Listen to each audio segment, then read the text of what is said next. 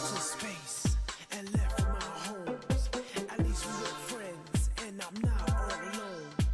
Bad thing was that the emerald spell got us so spaceman. Time to get in. What's this? Can't fly or climb. I just could float. Hope I don't die. Meteors coming my way. Weaving, gotta go straight. Any criminal crime don't pay. Seen the face look Eggman's face.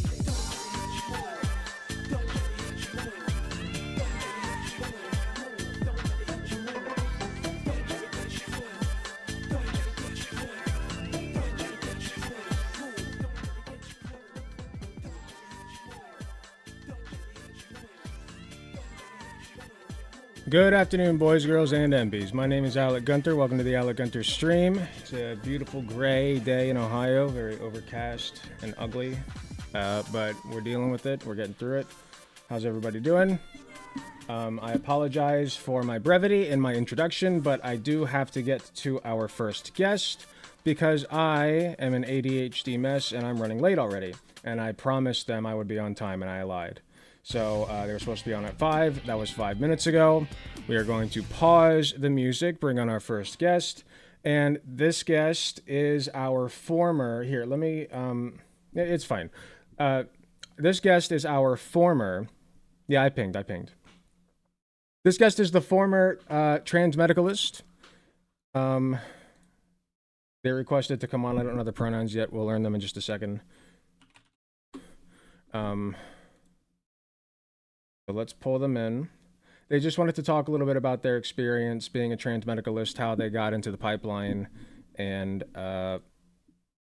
you know, maybe a little bit about what we can do to fight against the ideology or how maybe, you know, we can pull people out of it. Let's get started.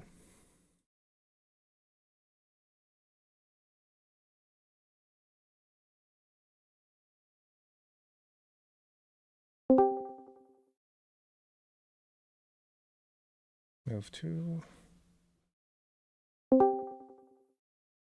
Hello. Hello. Hi, how are you? I'm doing fantastic. How are you, Alec?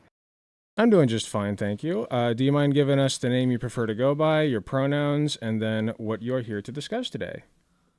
Oh yeah, so you can call me Scarlett. My pronouns are she, her, and I wanted to give a little bit of experience background as being a former transmedicalist. Excellent. Well, is there anywhere that you'd like to begin the discussion? I guess I wanted to start off by saying like a lot of my views when I used to be involved in the transmed community mostly came from the big influencers like Blair White and Calvin Gara and all those other kinds of people. And unfortunately, like with as you said before, we don't really have a big amount of like actual like trans representation for media figures online, so a lot of us will drift towards Blair White and people like that and Buck Angel and all that other bullshit. Right, so Calvin Gara I have them pulled up on the screen here. I never heard of them before now.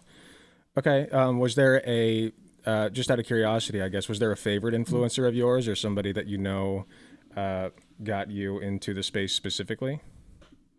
I guess I don't know, like I was like really young and like Calvin was like he kind of like gave me like that Leafy is here kind of persona I can see back that. before Leafy was banned and I don't Back know, when like Leafy he was was here.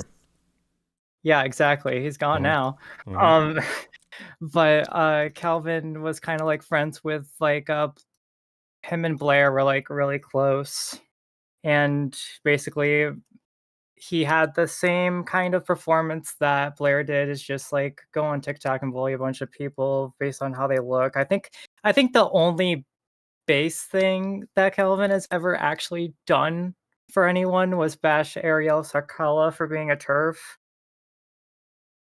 But I think that's about as far as that list of good things that he's done has gone to an end. Gotcha. So it's mostly just like right wing grifting, TikTok reaction compilations, stuff like that. Yeah, mostly. He did upload like actual videos of like him like having an experience of like being trans, but also like he deleted everything on YouTube. Like he deleted basically, as you can tell, like his entire channel. He used to Yeah, have I like saw that. thousands and thousands of people. I was confused when I pulled up the YouTube channel. I was like, what the heck? 270. I was like, do I have the right channel? And it's like 275K subscribers. Yeah, I got the right channel, but no content. So what caused him to? I mean, do you know anything about why he deleted his channel content? I'm not exactly sure why he did. I'm gonna assume it's probably through like a lot of like obviously like a lot of the backlash that he faced. Probably he apologized, but you know that can only go so far when you're bullying people for their identities. And he was like a whole like he's basically like a our age like what's his face? Oh my goodness, Jeffree Star with like the whole non-binary stuff. Hmm. So like I don't really know like what happened to him. Apparently, like he um, ended up becoming, like there was a rumor going around, like, he bullied someone so badly that they wanted to, unalive themselves. So, I think Oh that's no. why he quit everything and apologized for everything, but I don't know, like, those views have just, like they got instilled in my head when I was really young, and it just really sucks. Well, if nothing else, I can respect somebody who realizes that they did something wrong and makes efforts to make reparations. He can never take back what he did, but a worse person than him, Reed, like Buck Angel and Blair White, would have not cared. So, at least we can say that about him. Um, let's talk about you a little bit in your journey, because you're trans, correct? Yeah. Okay. If you, as much as you'd like to, at least, can you tell me a little bit about your personal experience, like when you discovered you were trans, maybe what age you got into this kind of content, and then what pulled you out of it? Sure, yeah. So, I guess I knew when I was trans, probably like I started like socially transitioning and coming out when I was like, oh geez, I'm 23 now, so I would have been 9 or 10 probably. Hmm. My family, like I was going through, having like dysphoria and stuff, and my parents took me to a gender clinic and Hmm. they in the beginning, they were fine, whatever, and then they said, "Huh, no hormones for you until you're Yes. 18." So, basically, like, I think, like, that point, it was just kinda, like, because of that, like, being told, like, they told me, like, the most fucked up thing, like, they told me, like, "Oh, like, if you" what was it? Oh, yeah, um, "We don't care how depressed you get and how high your suicidality thoughts go up, you're not getting hormones."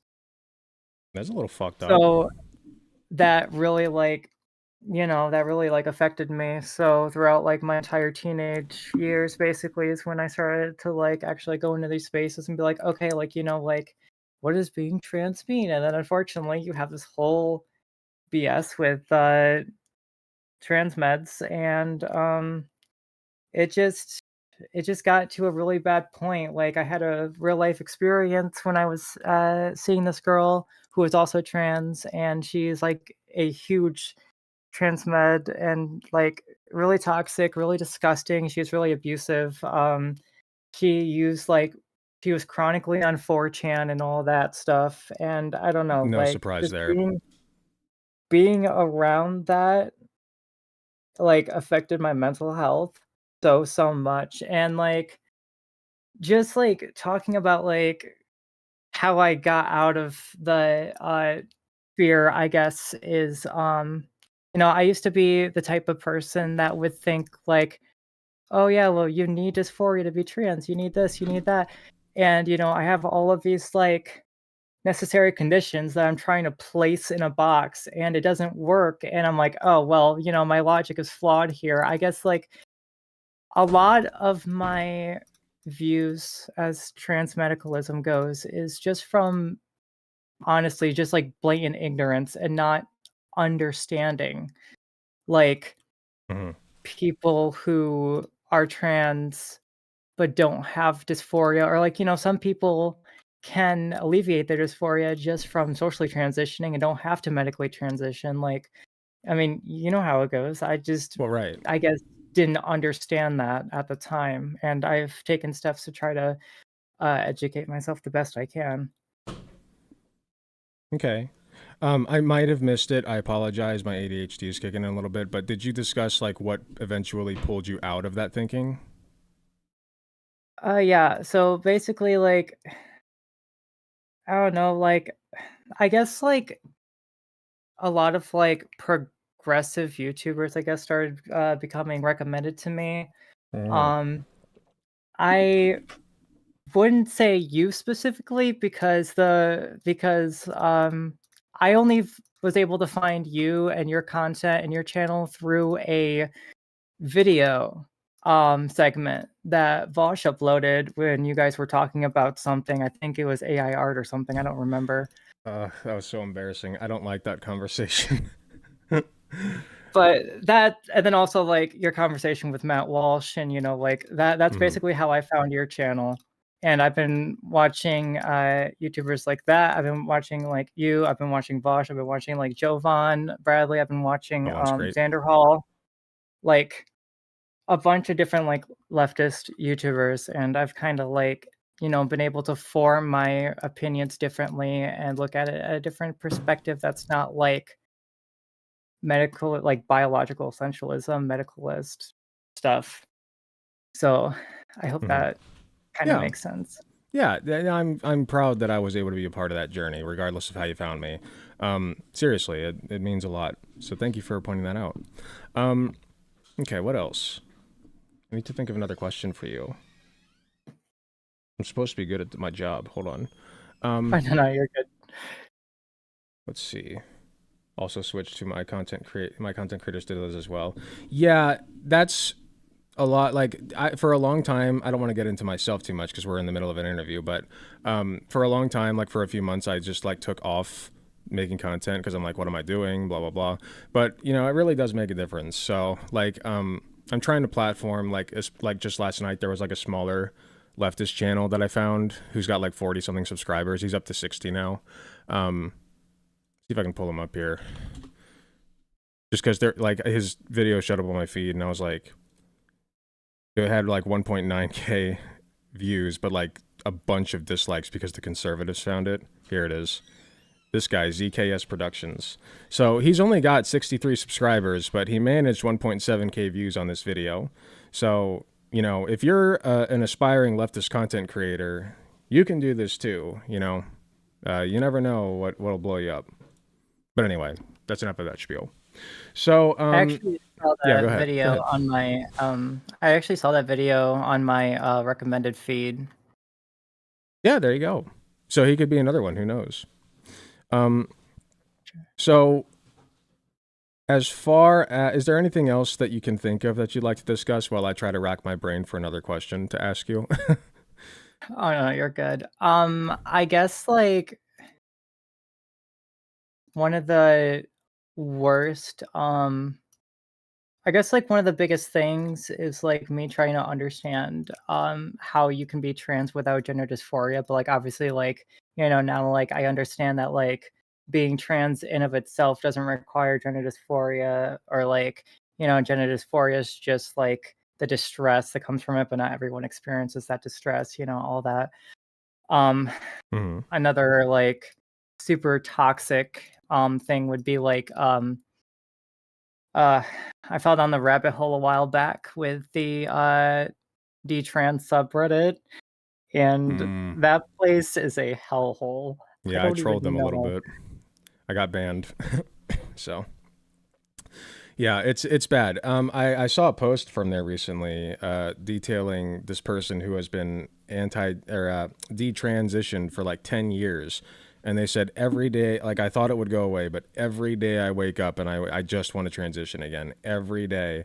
And as for like the validity Ugh, of that story, I can't say, but I guarantee you that like a lot of detransitioners feel that way, and they feel like they just simply can't transition because of the pressures around them. It's really sad. So it's a very it toxic is. subreddit from what I've seen. It is really bad, and honestly, like, as someone who is for trans care, I am obviously, like, also for, um, detransitioners to also be able to get the same medical care. Of But course. like I like the biggest thing that a lot of us in the community and you as well probably have a problem with is people politicizing their detransition to use as a grifting point. Yes, and there actually was a comment that I made on the conservatives. We're talking about National Detransition Day a couple weeks back, Hmm. and I made a post on YouTube. I'm scrolling now to find it. Here it is. Saying, well, first of all, I didn't know they apparently put it on the birthday of a famous trans person who had passed a couple years ago. I Eden, forget her name. Who is it? I think their name's Eden. I don't That sounds right. remember. It's been Eden. a Yep, while. that sounds right. Yep. So Eden apparently passed on this day, and I didn't know that when I made this post. It's pretty disgusting that they would do that if it was on purpose, which I wouldn't put it past them. But I made this post saying, yeah, happy Detrans Awareness Day. Let's take a moment to recognize that the overwhelming majority of people who detransition felt socially pressured into doing so. Their feelings are still valid, and in a perfect world, they could live free of those pressures. Additionally, let's recognize that access to trans care is also access to detrans care. They are one and the same, and by stripping people of their bodily right to access treatments that are right for them, conservatives and transphobes are robbing detransitioners of the care they need to feel comfortable in their own bodies. And then I go on to say they're welcome in my community, blah, blah, blah. I Yeah. got well, I don't want to call this person out, I guess, but I got a comment from somebody who is detrans, and I am trying to get them to come on because I'd love to platform some of these people who are like pro-trans while being detrans because I've seen them around. Yeah. So, you know, it would be a really interesting point of view, in my opinion. Was there? One thing Go that ahead. I did want to ask is, do you know about the whole, like, I don't know how often, because you're probably on Blue Sky nowadays, but did Well, as you of today, know? yeah. Yeah, but like, did you know about the whole like thing between like I don't remember their name. I think it was like TT Exlancic or something. Exulantic, Or I debated her yeah. a long time ago. She replied to my comment on one of her posts yesterday, or no, how long ago was this? Oh, it was like a Ooh. week ago. Because basically, like, someone had commented on her post because she said something about the D-Trans Day, and they said like, "Oh, well, children can't consent to medical care." So I asked a hypothetical. I said, "Okay, so if a child has cancer and needs chemotherapy, does that mean they don't get it because they quote can't consent to it?" Well, cancer's And different. and she said, "You don't have feelings, cancer." Like literally It's just literally like, like they don't comprehend their own words when they're coming out of their mouths. It's like they're real time adjusting when they say things to like fill in holes like really sloppily in their logic. It's like, can minors consent to medical care or can't they? When you talk about, and I talk about this sometimes, when you talk about medical consent, We all know that that is different from sexual consent, because even as young as a newborn can't consent to anything. It is a potato, but Right. its parents can consent for that newborn's behalf to have that newborn vaccinated. The parents cannot consent for that newborn to engage in sexual activity. That is illegal, and they will be arrested, rightfully so. So we understand that there are different forms of consent for different things. It's just that not detransitioners necessarily, but transphobes and TERFs love to conflate those two to make it out like we're sexual predators. Meanwhile, I just uploaded a video today outlining, it's actually the conservatives who are all the sexual predators, but I Yeah, I digress saw about that that. earlier. Yeah, I digress about that. I also she was saying like some really interesting things like we will hold you all accountable for the crimes gender ideology has committed against children and the mentally ill. Genderenberg trials are coming. Dude, like that's some Genderenberg. crazy shit, dude. TERFs are some of the wildest fucking people you'll ever meet. They are so deeply unserious. And she actually tweeted at me like a couple weeks back. Our debate was like 2 years ago, mind you. And I have not spoken to her since. She like added me a couple weeks back on Twitter twice to like try to shove shit in my face or something. And I'm like, can I help you? Like, do you have something you'd like to discuss? Like, do you need me to fucking pile drive you into the ground rhetorically again? Because I remember the one thing that I regret about that debate is that I didn't have a good talking point about the double blind study, because she likes to bring up this stupid bullshit about needing a double blind study for gender affirming care. Well, you wouldn't do you wouldn't do a double blind study for that for the same reason you wouldn't do it for fucking insulin, because Is you can't she the give people who need one? insulin a placebo. They'll die. Yeah, yeah. Is she the one that was complaining about the placebo trial? Yes, double blind placebo trial. Yes, she's the one. Yeah, and I watched that and I messaged you and I told you that like the whole like IQ drop thing isn't really true when it comes to puberty blockers. Yeah. I saw that. Yep. Do you have data to back that up? Because I've seen some conflicting data on that. So if you have a source for that, I'd love to. I mean, like I really try to scrutinize everything. So Yeah, I'm willing I to. gotta find it, I'm but I willing to have it. believe that there is an IQ drop. I'm willing to believe that because it makes intuitive sense to me that like there's a lack of brain development during the time that you are staving off puberty. I'm willing to buy that, but the trade-off, even if that's true, the trade-off is worth so much more because you're alleviating anxiety and depression, suicidality, body dysphoria and dysmorphia. Like you're alleviating all these other things. Okay, we have a slight dip in their IQ score. Who cares? Like it's a fucking IQ test. It's not used for like literally anything practically. Right, yeah. But I don't know, So it like doesn't I'll look matter. for that and if I can find it, I will send it to you for sure. I'd appreciate it. Thank you. I did want to ask you, were you ever on board with like we can't do this for minors? What do you mean? Like medical transition for minors? Yeah, because a lot of trans meds, including like the ones who did transition as minors, i.e., Blair White, will turn around and say, "Well, I did it, but you can't." Like they're Oh literally no, against it. God no. You were God never no. like that? No, never. Mm-mm. Got it. Okay. That must have been before Blair White started making that a talking point. Interesting. Okay. Yeah, no, I was always for gender farming care for minors because also like if I had the conception that you had to be medically transitioning in order to be valid as a trans person, then I would inadvertently be, um, you know, that person. I wouldn't be a valid trans person with that logic, so that didn't make any sense. Right. Like it. Yeah. Exactly. And I don't know. You did you mention earlier that you had questions still about like not having uh, body dysphoria, but still being trans? Because I could probably answer those. Yeah, I guess like what at least like because I kind of had like a similar conversation a couple years ago with Hunter Avalone, and like I guess like Hmm. the most thing with that is that like some people transition to experience gender euphoria instead of dysphoria. I guess like ultimately like I don't know, like I really don't care what people do. I will fight for their right to be able to do that. Yeah, absolutely, and nobody's questioning that. But if you're confused about trans people who don't get dysphoria, yeah, there's a spectrum between euphoria, dysphoria, and then whatever's in the middle, right? So like maybe you're a Yeah. person who is like me, who was born male, who was assigned male at birth, goes about their life. This is kind of like how I look at. You ever heard of Conyer CC, person who lives with Yeah, Voss? yeah. Yeah, Yeah, I know um, Kanye. love Conyer. Where are they at, by the way? Need them back. But Conyer was a person. If I understand their experience correctly, and if Conyer sees this and I get it wrong, I apologize. You can be mad at me later.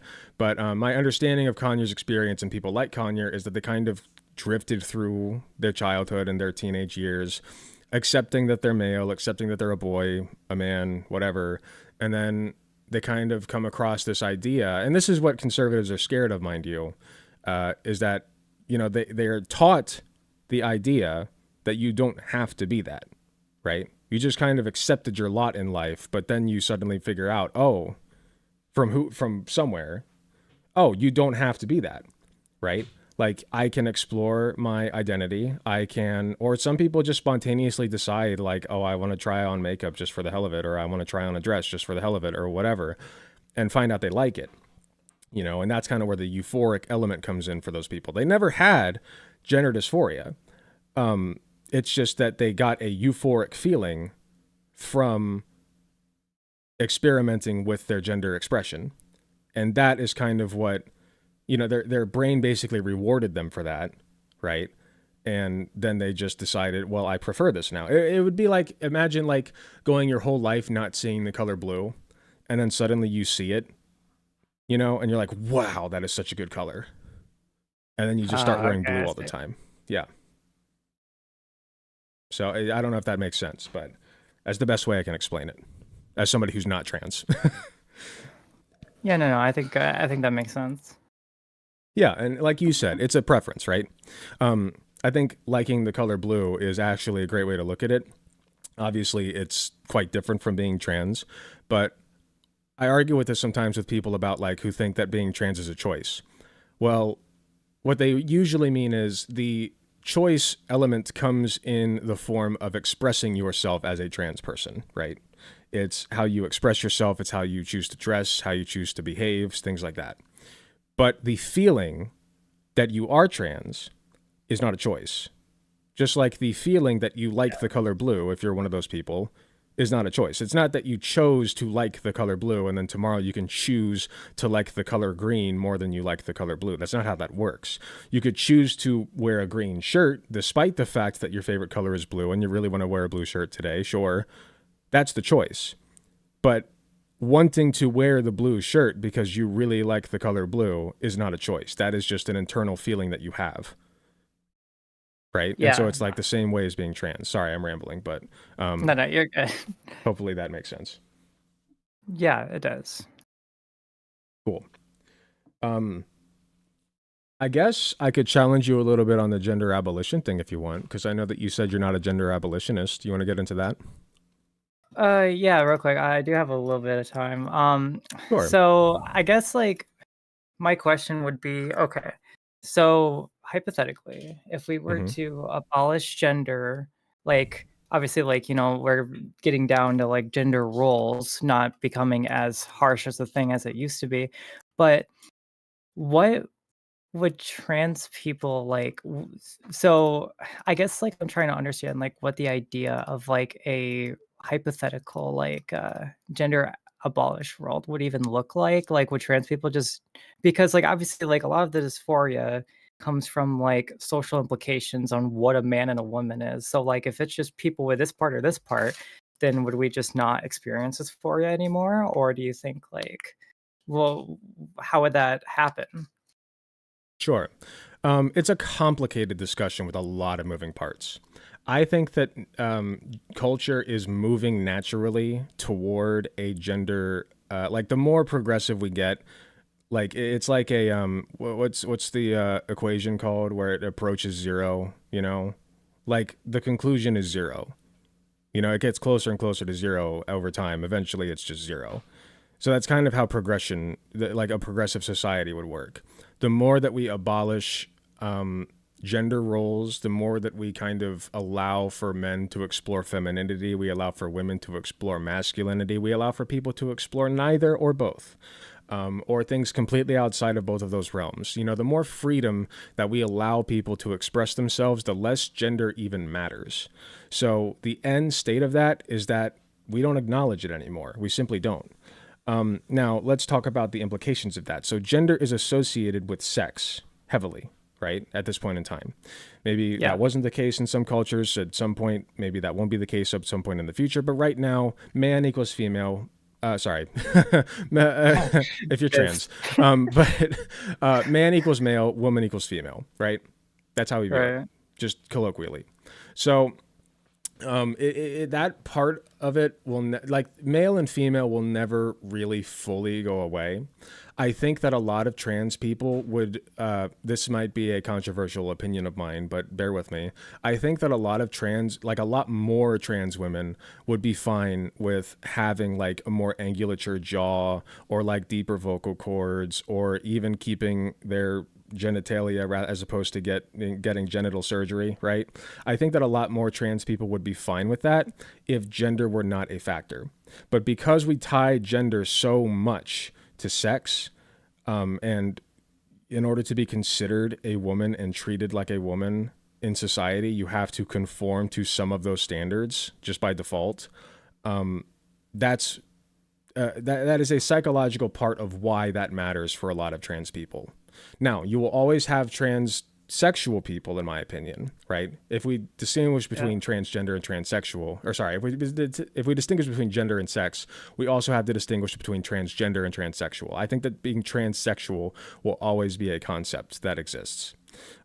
People will inevitably want to, like people who were born with one type of genitalia or who naturally develop breasts will or don't develop breasts or what have you will want to change that about themselves, right? As far as whether we consider that transsexual or not, I mean, I don't know what that society would look like. So like we don't consider facelifts to be like any kind of gender or sexual affirming care. It might just be looked at like as another preference, right? Like, oh, you were born with a dick and balls, you'd rather have a vagoober. So we're just going to go ahead and do the vagoober surgery. I think that the concept of sex will still exist. So they'll still probably call that transsexual if I had to guess. But honestly, I don't really care. The bottom line is, as long as you have the freedom to do what you want with your own body and with your own expression, at the end of the day, that's what matters. That's the important part. So how that ends up shaking out in society, the reason that I'm a gender abolitionist is because that's kind of where I see society headed, if that makes sense. I gotcha. Yeah, I guess that makes sense. I guess like also like Jovan's breakdown of sex, I really liked how he was saying like, for instance, like for me, right? Like Hmm. I'm genotypically male, but like, I'm actively becoming phenotypically female. Like, Yes.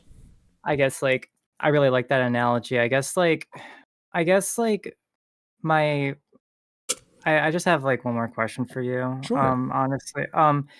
So do you think that getting rid of toxic masculinity would be a huge like obviously like, we're still gonna have concepts of it, but like do you think like um I guess like dealing with trying to fix toxic masculinity would help the gender abolition stuff?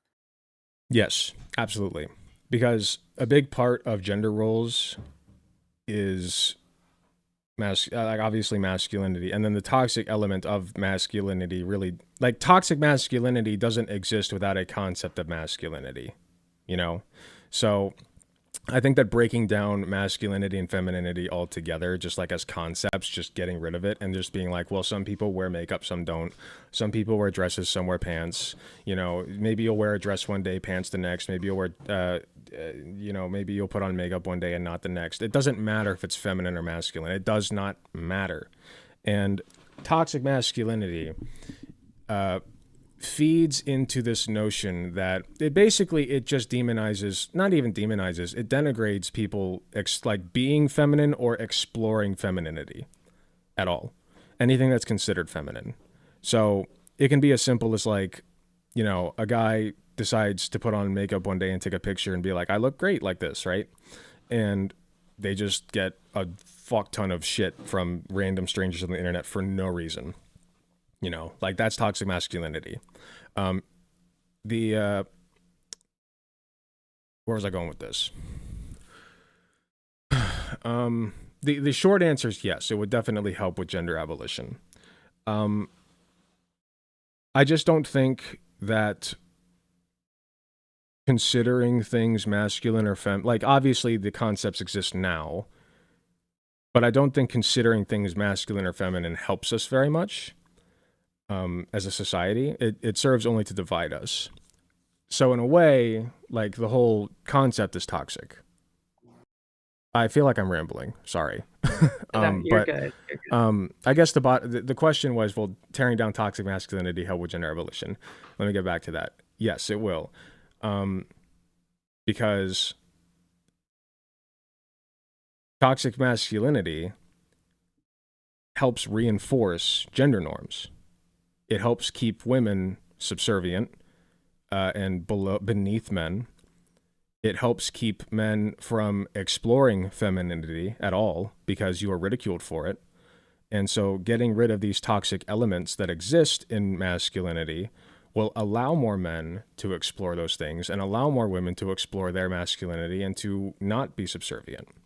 And it will help kind of mesh things to get like until we reach the point where like wearing we've already kind of dipped into like wearing nail polish is not necessarily considered emasculating anymore. Like people like Hasanabi do it. Yeah.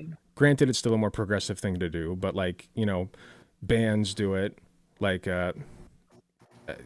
rock bands that people love. My point is, the less toxic masculinity you have, the more the genders can kind of coalesce and just be not relevant anymore. All right, I gotcha. That makes sense. Anything else you want to talk about? No, I do not believe so. All right, excellent. Well, thank you very much for coming on today. It's okay if we don't agree on the gender abolition thing. I know that's a very extreme view. It's not something that's like super important. It's just like where I see society headed is all. So, but I really appreciate you sharing your experience with us. Toxic Puppy, is there anything that you would like to shill before you go? No, I don't think so. Okay, excellent. Well, thank you again for coming on. I appreciate you. Of course. All righty, take care. You too. All right, bye. Lovely.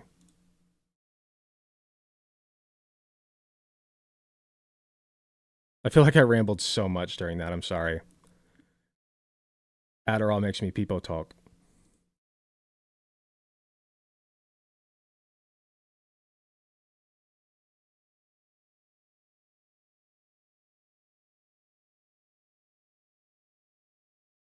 All right, our next guest will be coming on shortly. In the meantime, I am going to go make myself a protein shake because I did not get a chance to do that because literally, guys, I went to lift like a little bit earlier than I usually do, and I still only got my deadlifts done. It's the only thing I got done. I've been working. Oh yeah, it's the main reason is because I've been working all day, like hours today, on one thing.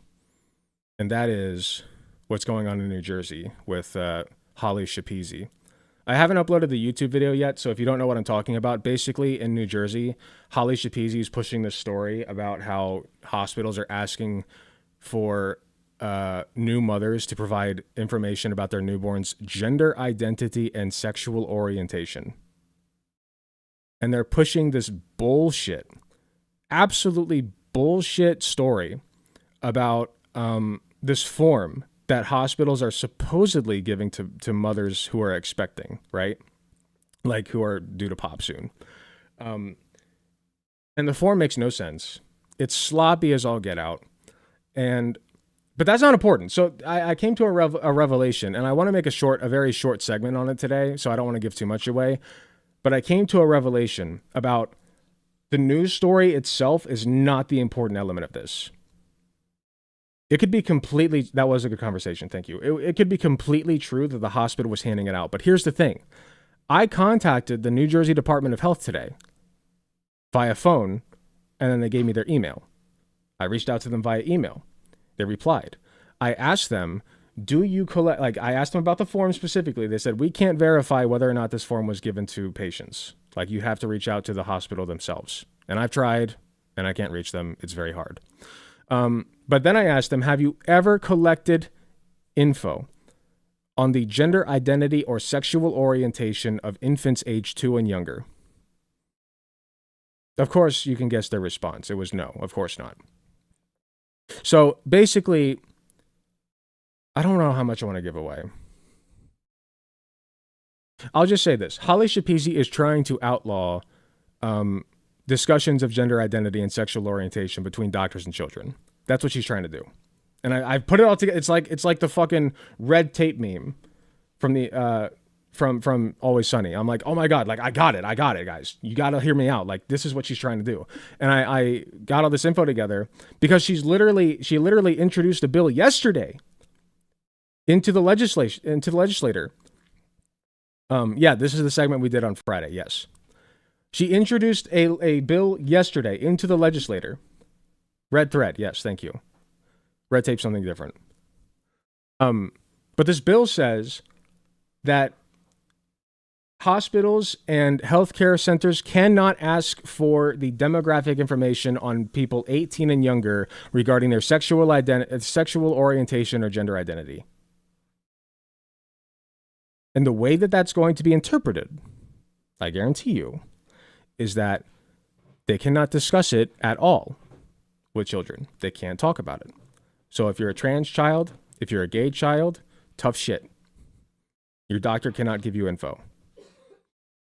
And it lines out, it outlines in the legislation, well, if the patient volunteers the information or the family volunteers the information, then you can talk about it.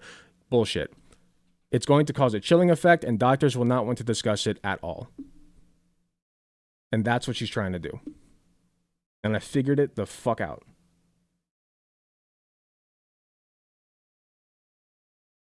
I sent all the info to Erin Reed on Blue Sky. I'm hoping that she'll pick it up. In fact, let me see.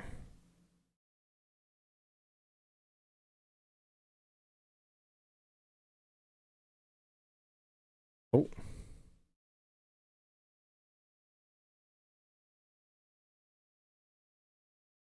She's not replied yet.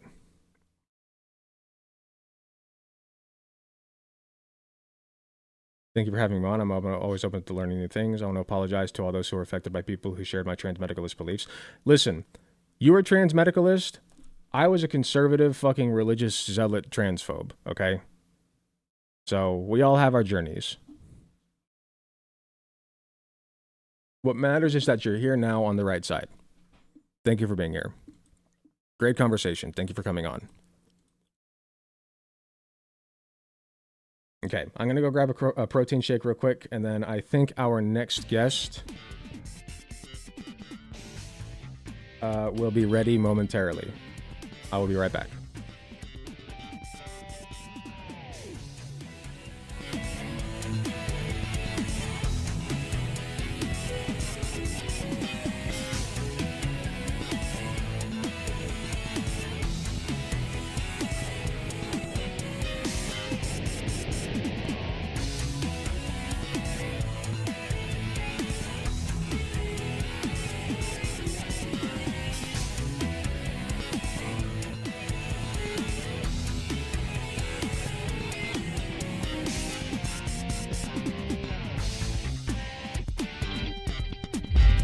I'm here to steal content, and I'm here to profit off of it.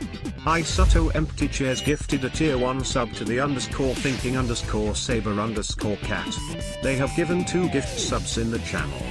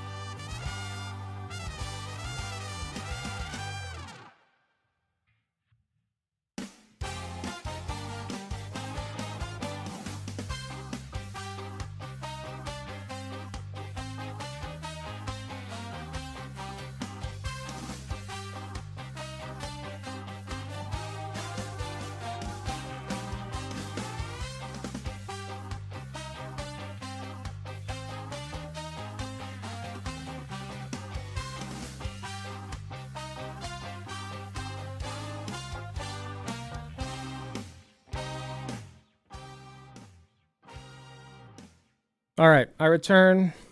I regret to inform you all that I forgot to buy more protein powder, so I do not have a protein shake.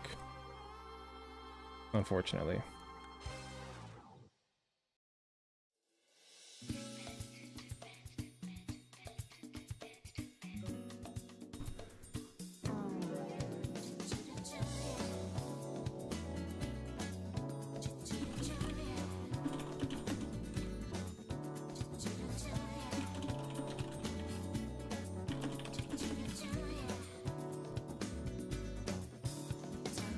We're DMing. I just told this person, I don't know the pronouns, because they asked what points I want to hit on, and I said, whatever points you want to hit on is fine. I'm not very prepared for this discussion, but I am open to hearing out your case. This is going to be the person that thinks that we should not be supporting Bernie Sanders right now. To be clear, I don't have very much info on, like, I know Bernie's not perfect, right? I know Bernie's not perfect. That's fine to recognize that. And there's plenty of criticism to be had in that case. Like, he just recently gave accolades to fucking Trump for, like, his border concerns and whatever. Like, he has some cringe moments. But ultimately, he is, like, one of the most progressive Democrats. No, he's not even a Democrat. He's one of the most progressive politicians in the caucus right now. And we can provide critical support and show him support when he does good things and criticize him when he does bad things. Both things are possible. That's my stance. I think Silas is also listening right now. Silas, if you are listening, you're going to want to stop in a second. When we call, of course. Probably know that, but just making sure you know. It's. I can do it's.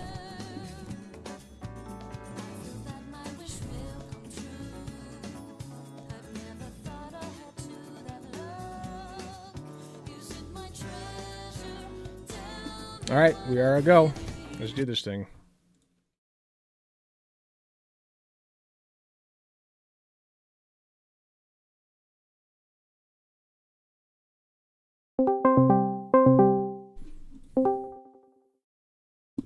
Hello? Hello? Ah, there you are. Give me just a second to turn you down a little bit. Okay. Right, excellent. All right, hello there. Do you mind giving us your name, your pronouns, and what you would like to discuss today? Sure. You can call me Atheist Mando. That's how I go on TikTok. My pronouns are its or they, them if you're too uncomfortable with that. And I am a Marxist-Leninist. Okay, excellent. I usually fuck with Marxist-Leninists in most aspects. I used to consider myself one a little bit, but that was when I was a little bit of a theory bro. And I don't do much reading these days, but I just consider myself a progressive these days. So anyway, what are you here to talk about today? You said atheist. What was it? Atheist Mando. Atheist Mando. Can I just call you Mando? Is that okay? Yeah, you can call me Mando. Okay, Mando it is. All right, Mando, what are you here to discuss? Yeah. Can I get before we do that, can I Sure. get like your general position on your opinion on Bernie Sanders and AOC? Well, to be honest, I haven't been keeping up with them a ton in the past few months, but what I do understand is that they are the most progressive politicians in the caucus right now, or at least among them, especially on the national stage. I think that they are doing a lot of good things, at least from what I've seen. They had some rallies recently, from what I understand, that had huge turnouts, which is great because, Bernie Sanders is one of the core proponents of Medicare for All, and AOC is right up there with him. So those two together, I feel like they're kind of a dream team right now for the United States. Now, in my opinion, right? Obviously, they're not perfect. There's plenty of things that we can criticize them for, plenty of things that they do wrong. For instance, I don't think that I think that the entire one of the biggest issues I had with them was during the election leading up to the 2024 election, where they were endorsing Joe Biden rather than coming out and saying, well, no, he's not competent. they were kind of hedging their bets that Joe Biden would stay in the race and saying, well, no, actually, Joe Biden's fine. This is good. This is fine. And they weren't calling for him to drop out like a lot of moderate Democrats were, which I found stupid. I thought that was really stupid of them. I think that also I've seen Bernie Sanders recently in at least one interview saying that he was like praising Trump for his concern about the border and we need to be concerned about illegal immigration or something. And I thought that was kind of cringe too. I didn't watch the clip, but that's what I understand came out of it. So I definitely have my critiques of these people, AOC and Bernie Sanders. But I think overall, they are like I said a couple times, they are the most progressive politicians right now in the caucus. And we should be supporting with very loud voices every single time they do something good, like, come down on the oligarchy, support Medicare for all, rally people to their rallies, their gatherings, and get progressive ideas out into the world. I think that is a fantastic job that they're doing overall. Okay. Critical support. Critical support, right. So when it comes to speaking out against oligarchies, do you think that Bernie Sanders and AOC extend that to our allies? Our allies, such as? Say, for instance, members of NATO, such as Hungary or Austria, with the FPO party that is on the rise right now and is in power. They've done I don't know if, because I'm from TikTok, so I don't know what words I can use. So, You're on TikTok right now? No, I'm not on TikTok right now. You're not it's on just TikTok. that, yeah, I just wanted to know like which words I can say, what can't I say. Well, I am not currently streaming to TikTok, and I don't really plan to at any point. So, whatever words are generally fine, as long as they're Twitch and YouTube appropriate. So no gamer words, got it. No slurs. No slurs. That's the big one. No, don't worry. The FPOs, it specifically was on the rise, and they've had a strong correlation to Adolf Hitler. Hungary's, Austria and Hungary's alt-right parties. Austria specifically with the FPO has a strong sentiment for Nazism. They've done rallies in Nazi areas.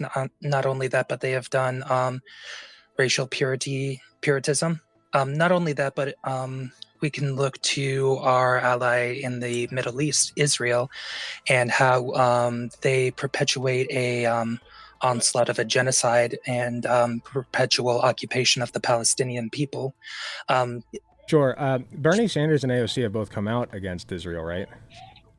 Am I understanding? I think they came out against them in a way that was more so to be virtuous than it is really like completely disavowing them, because Bernie Sanders for quite a while, including up to October 7th, was in support of Israel defending itself.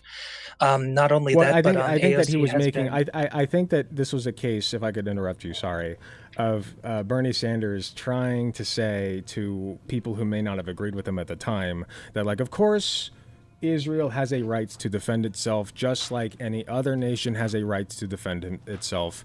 However, comma, et cetera, et cetera, et cetera. I feel like that was the message he was getting across. If there's anything like that, I would love to know if he's done something like that. But as far as I know, I haven't heard AOC or Bernie Sanders call it a deliberate genocide of the Palestinian people. They've called it a massacre. They've called it a unlawful occupation, but I don't think I feel like a massacre is a pretty strong word, though, don't you? Like that resonates with the American people. I think it does as well, but I don't think that it's accurate as to what's going on in the Levant right now. But if you were to come out and say to like the average dipshit, be like, that like Israel is engaging in a massacre of Palestinians, do you feel like they'd be like, well, a massacre is bad, but like I don't know if it's bad enough to warrant our intervention? Or do you think it'd be like, well, that's pretty fucking bad. Yeah, we should probably stop that. I think it depends on the individual. Democrats have it not in like the general populace, Just like but if like you in just like if you office took right somebody who didn't know anything about the issue, which is like a lot of Americans, right? now. Okay, yeah. Um, I suppose in that circumstance it would be Right. positive for them. However, when talking about like the general population in like engaging with domestic and foreign policy, I think that we shouldn't be sugarcoating the atrocities that have been going on in that area. Do you feel like the word massacre is sugarcoating it? I feel like it's an underestimation as to the horrors that the IDF and the Israeli government has done to Gaza. Yeah. And that's well, that I feel like calling that sugarcoating is not accurate. I feel like the word massacre carries a lot of weight, especially, of course, like I said, with the average person, right?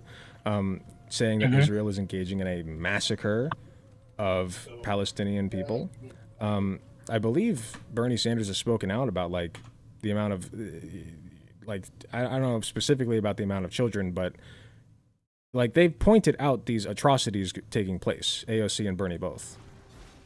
You know, you can put whatever language you want on it, but I feel like going after them for calling it a massacre and saying, well, that's not enough, that feels like a waste of time to me, because they're still getting the core message across that this is bad, right?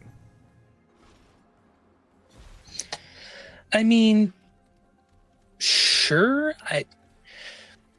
I don't know. Like, I just don't think that the average American is going to go, well, you know, massacre is pretty bad, but like, I don't know if that's bad enough for me to care. Now, if it were a genocide, then I would care. The average person doesn't understand the difference between a massacre and a genocide. Like, if I were to say the Holocaust was a massacre of the Jews, how many people do you think would correct me on that and be like, actually, it was a genocide?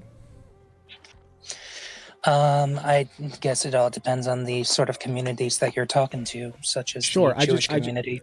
Like I said, I just don't think it would be the average even the average Jew, I don't think would correct me on that. Like, I think that they would nod their head in agreement and say, you're right, it was pretty fucking bad.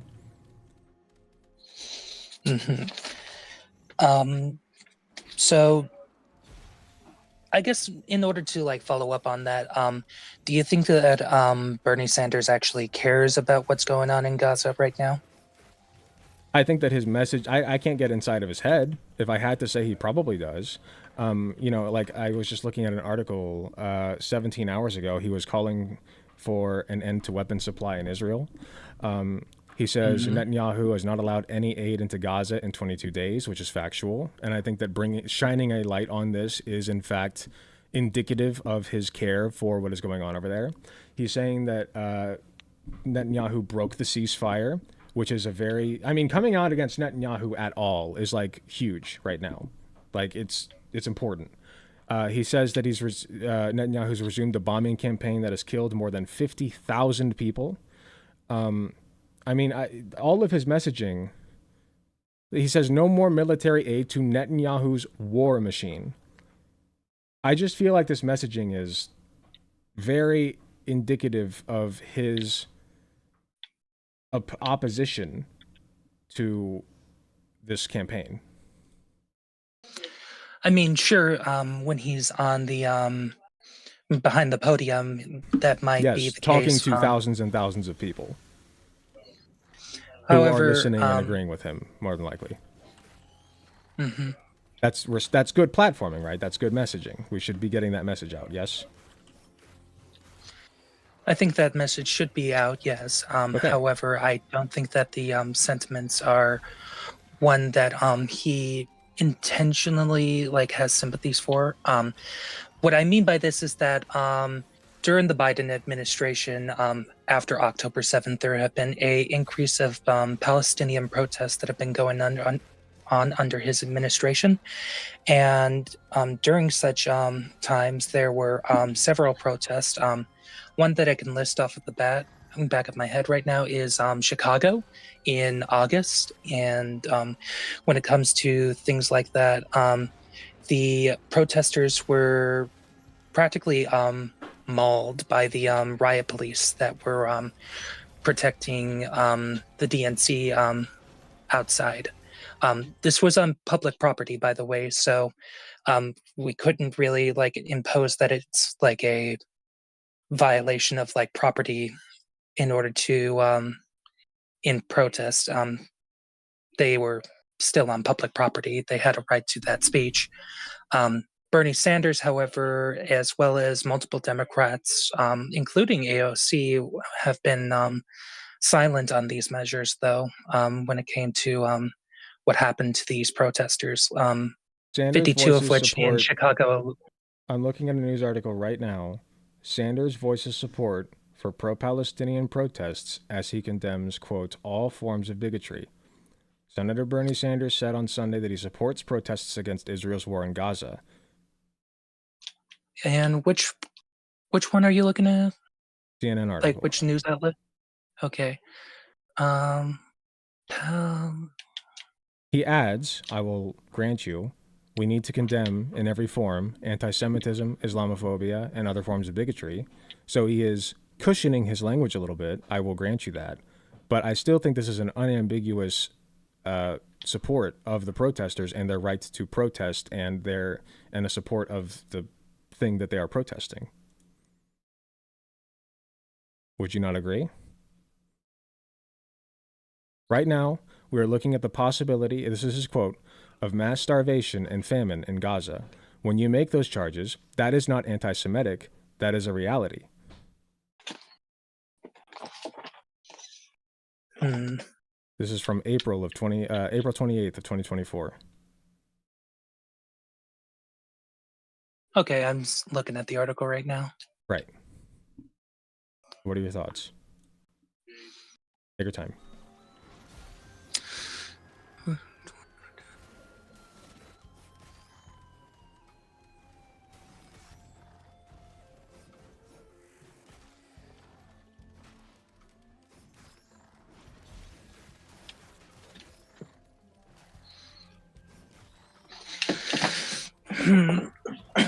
Sorry.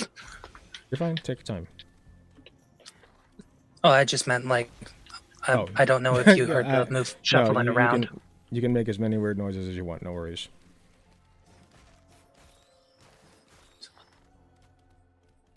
Well, within certain confines.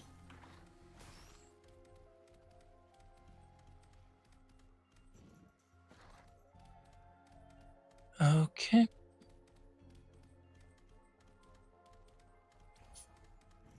Sad. Hold on.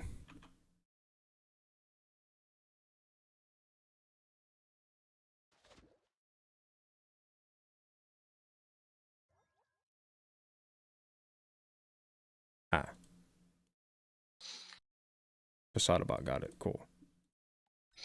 Yeah, I would agree that this is softening the blow. However, I do understand what you're trying to get at with this. Well, your statement was that he's not vocal about the protests and that was your statement, right? Is that he's not talking about, he and AOC aren't talking about like the protesters and the crackdowns on them.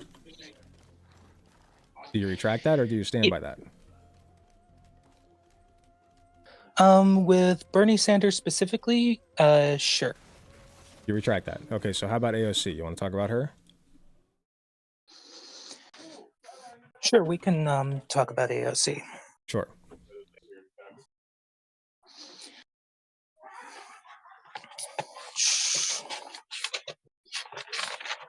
I have it here somewhere.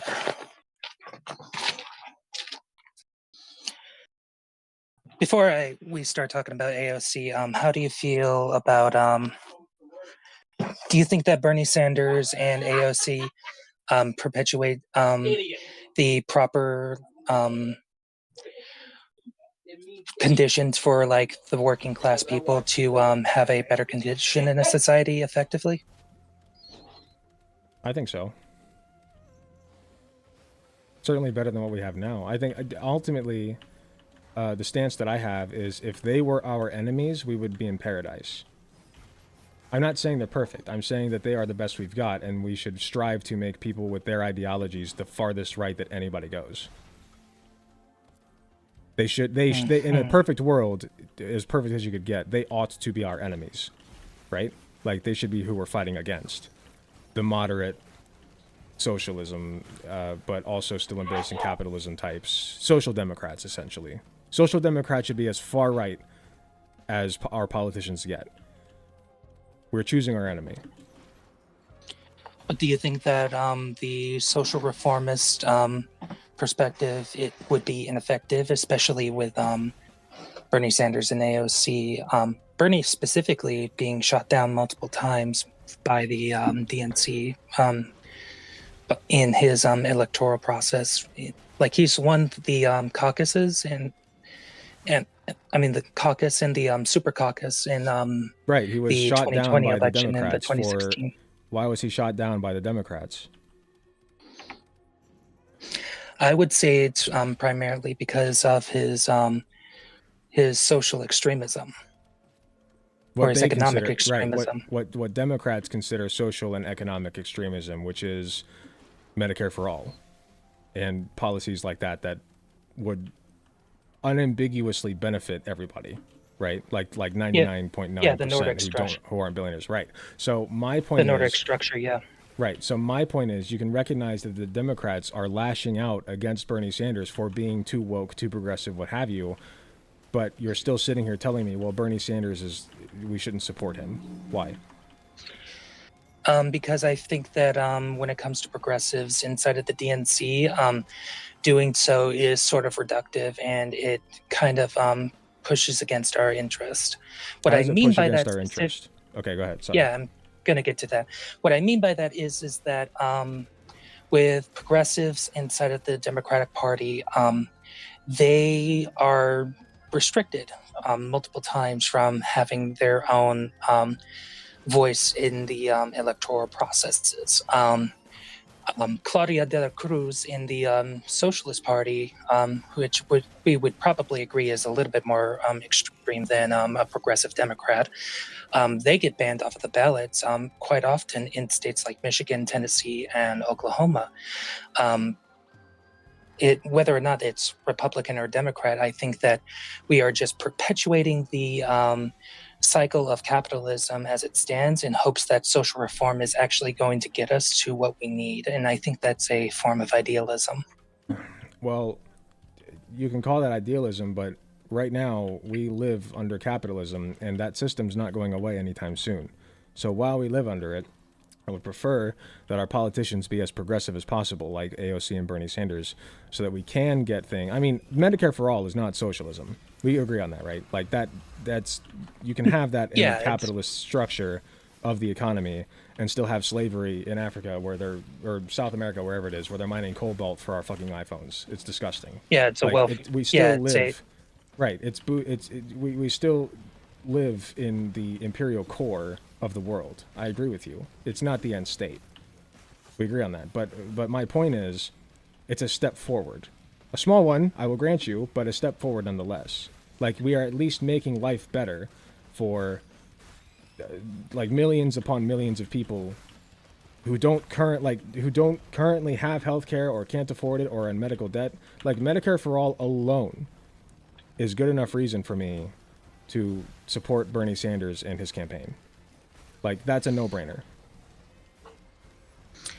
I just think that you're not going to be able to get that if you support like the civility process of democratic action. What they're doing right now is not necessarily like the civility process, quote unquote. They are going out and campaigning, drawing thousands upon thousands of people to their rallies.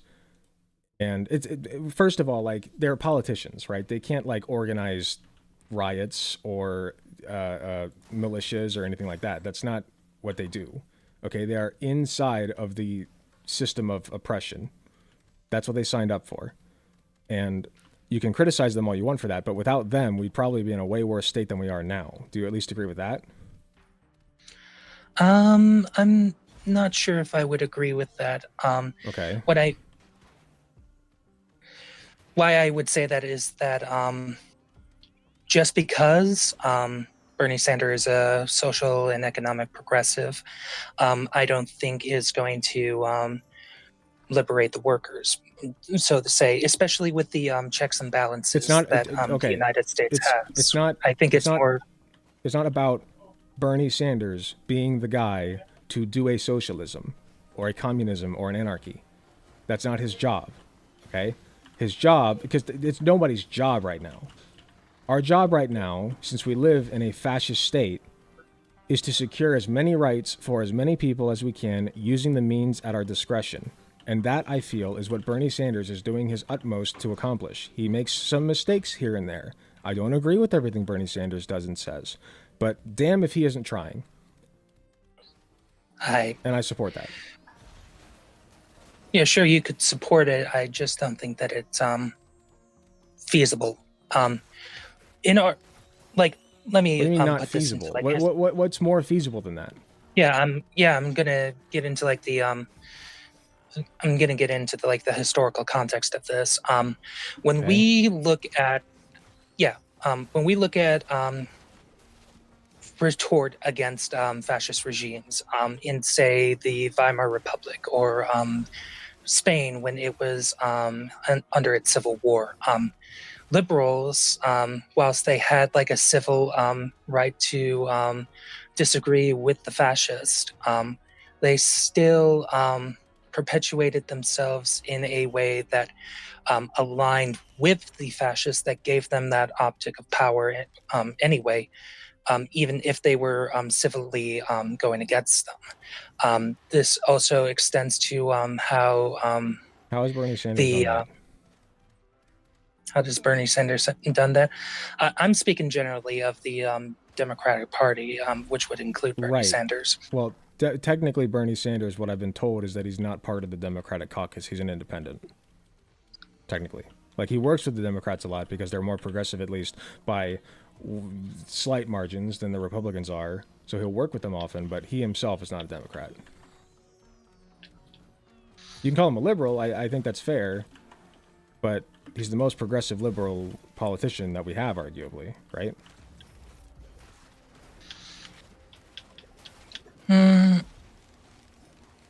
I would, in a way that he has been given a voice by it being a part of the Democratic Party and his running in the 2020 and 2016 vote. Probably, sure. Right. He is using the tools at his disposal to garner the power that he is able to assist as many people as he can before he passes from this mortal plane. That's what I see him doing. I mean, if he wanted it easy, if he wanted to, like, align with the structure, he could just do that. He could just be a Chuck Schumer, you know? But he's not. He's constantly criticizing the Democrats, right? He's constantly pushing for more and more and more progressive policies. I mean, he jumped from, what, a $15 per hour minimum wage to $17 now. Which I think was reasonable, but he didn't have to do that. He's trying.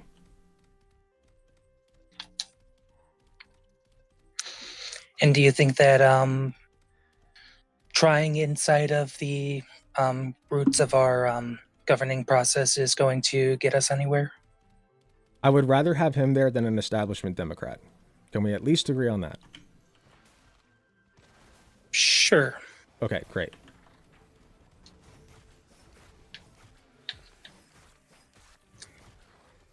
So my question to you, I guess, would be, what should he be doing if not what he's doing right now? For Bernie Sanders specifically, right? Not just like all of the progressives. Correct. Just Bernie Sanders. You can include AOC in the Justice Dems if you want. But primarily, let's just talk about Bernie Sanders. What is he not doing right now that he ought to be doing that would be more effective in your eyes? And again, I agree. There are some things he could be doing better. He could always be more outspoken. He could always rail against Trump more than he is. He doesn't have to lick Trump's cock when it comes to fucking the border. Like, he doesn't have to do that. I agree. But despite all that, I don't think anything radically different would be better for him. I mean, in his position as a, in his position as a politician, I don't think that he is going to be able to do anything. Okay, so he should drop out of he should drop out of the caucus completely, right?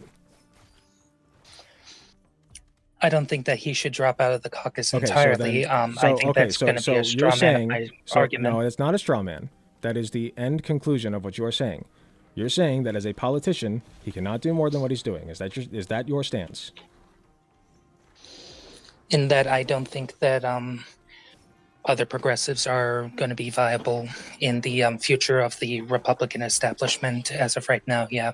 I am asking you right now, as a Democrat, not as a Democrat, as a politician, can Bernie Sanders, like, we agree that he can be doing a couple of things differently and better, but overall, like, is there anything he could be doing radically and substantially differently as a politician to affect change? Yes or no? And if No. so, what is it? Okay, so no. So should he be doing something differently at all? Like, regardless of whether he's a politician or not? Whether he should be, depending on whether he What do you could, think? What do you is all think? depending. What do you think? I think that he needs to drop the soft-handed blows, and he needs to be more explicit about the messaging. I agree. We can agree that the United States is in a very horrible situation right now. You stick on my question. I'm sorry, but my question was, could he be radically so we agree that he can't really do anything radically differently as a politician. Yes. Okay, so my question is, if that's the case, and you don't agree with what he's doing, and we should not support him, because that's why you're here talking to me right now, yes?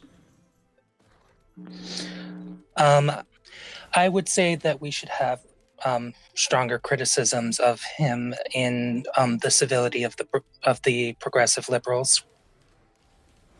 Okay, but your stance, if I recall correctly in my YouTube comments, and you can correct me on this, was we should not be supporting him.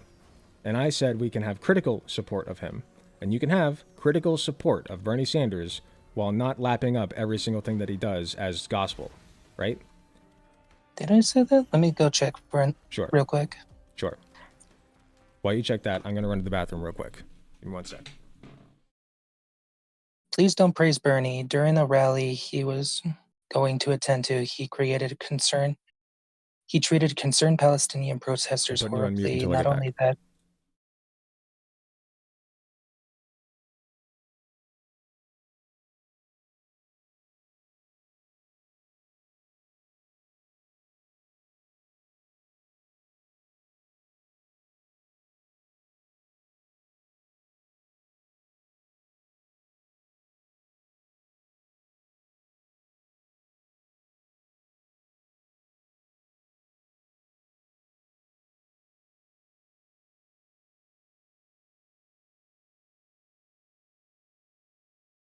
I'm here to steal content, and I'm here to profit off of it.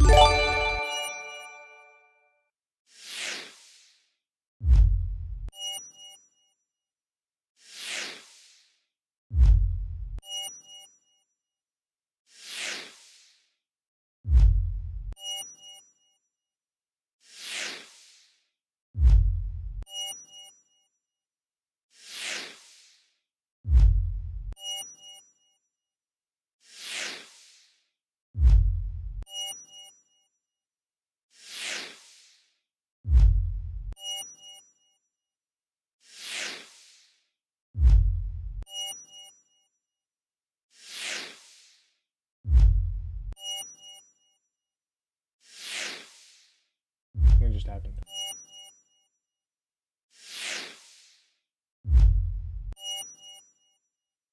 Something's happening.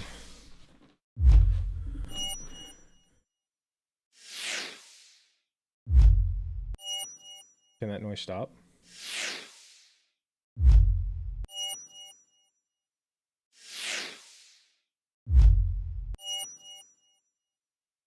Hold on, I still have you on mute. Give me just a second.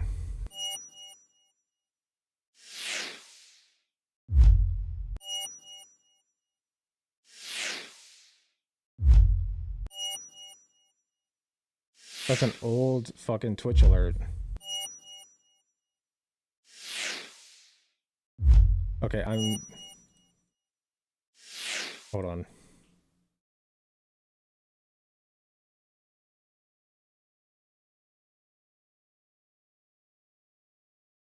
I'm making that noise right now. Sorry if it's too loud. You are making it?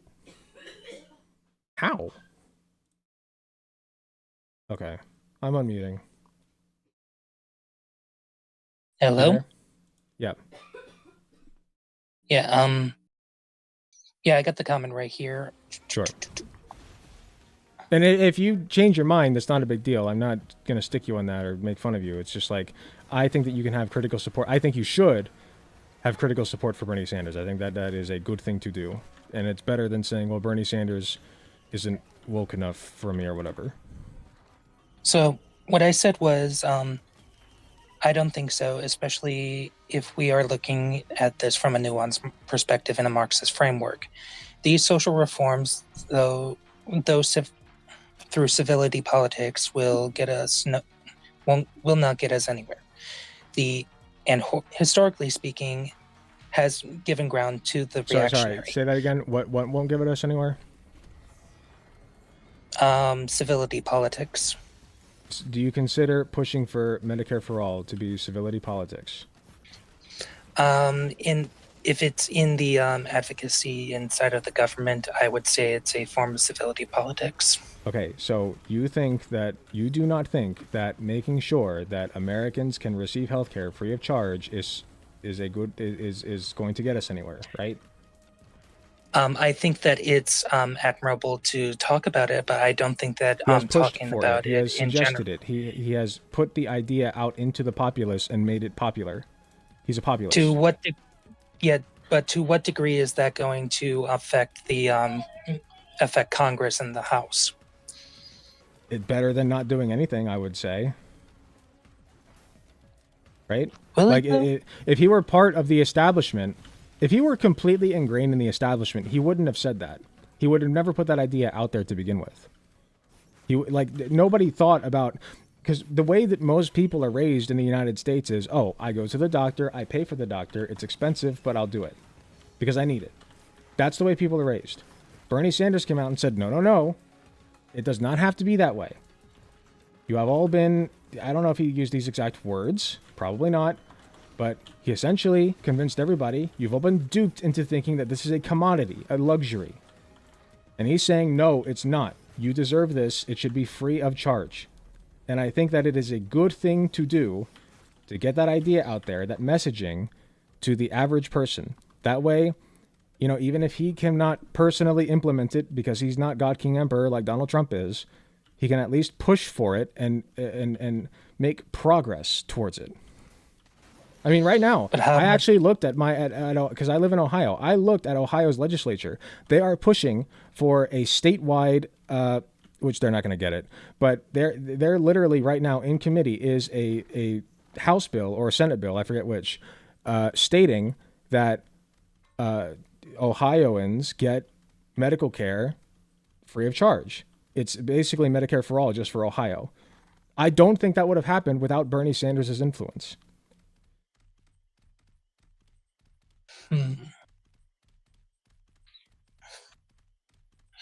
Okay.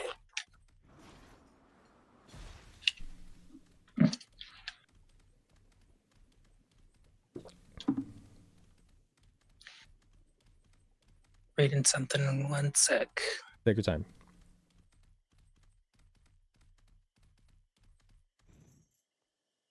Also, if I don't remember anything, or if I don't say something as accurate as I would, I do apologize. I have dissociative identity disorder. There are gaps in my memory, and there are things that I do not remember at times. No worries. I will try not to push you too hard on those things.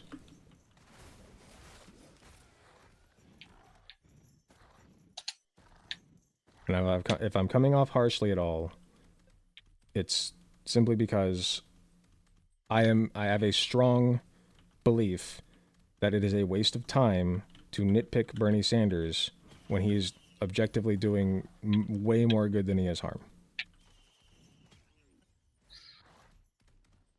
And critique is not nitpicking, mind you. Critique's fine.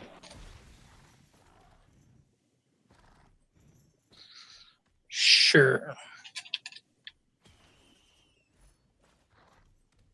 just think it behooves us to be supportive of him. Well, I'm not saying that what he's doing is bad. What I'm saying is that it's ineffective. I disagree. I think it's why? Because it is clear, if nothing else, you have to agree with me that it has at least inspired people to understand that we could have a world in which healthcare is free, right? I think when it comes to that, sure, but I think when it comes to that in itself, if he has done nothing else, that takeaway is huge. Because without Bernie Sanders, most people in this country who currently believe that Medicare for all is a possibility would not believe that. They just be docile and say, oh, well, you know, I guess medical debt is just the way to go. No, Bernie Sanders said, fuck that. He said, you deserve better. And I think that attitude is great. I think even if he has done nothing policy-wise, that putting that idea out into the atmosphere with his platform and his poll has been enormous. A huge boon to socialism and our drive to make sure that everybody has what they fucking need to survive. Unambiguously. Right. But the people, as I was trying to say, I have no doubt that he has made long strides with the people. I just don't think that when it comes to the government, they are going to establish these things. I think that with this, I don't think protest is going to be enough in order to do something like this, especially since... Go ahead. Yeah, especially since, well, with the modern condition of the federal government as it stands right now, I think that it's highly unlikely that Donald Trump is going to be likely to give that power to the Democrat or the third party voters again. Of course, he's Donald Trump. If the Democrats had all been more like Bernie Sanders, we probably wouldn't be in this situation. We'd probably have healthcare for all. That makes Bernie Sanders objectively and better, at least, if not good. You may not agree that he's good overall, but at the very least, we'd be in a better off spot than we're in now, right? Maybe. I think, unironically, yes. And I think that if you think differently, then you're not paying attention.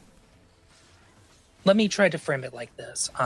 Sure. Do you think that Donald Trump is a symptom of a bigger problem, or do you think that he is a major problem with this country? That's a complicated question. I think that as far as being a problem, Donald Trump is mostly just a figurehead for a fascist organization that has been festering, essentially, I would say at least as far back as the Ronald Reagan era, but you could certainly make an argument that it stretches back to the days when slavery was dominant in our society. You know, the slavers Reconstruction never really finished. You know, Abraham Lincoln was I think, from what I remember from history, I don't remember much, but I believe Abraham Lincoln was a little bit of a pussy about it.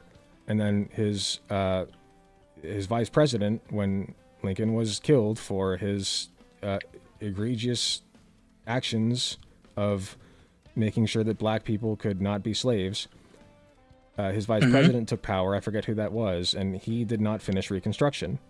And so ever since then, I mean, this racist, fascist movement, which is also misogynistic and homophobic and every other phobic that you want to throw in there, has just been building and building and building, and it's culminated into what it is right now, with Donald Trump at its head, and Elon Musk, of course, because we could get into how fascists and billionaires love to stay in bed together, whatever, but you get the point.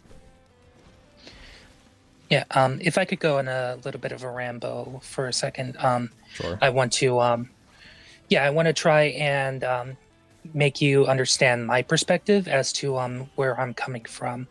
So, in the United States, from, let's say, the 1619 project of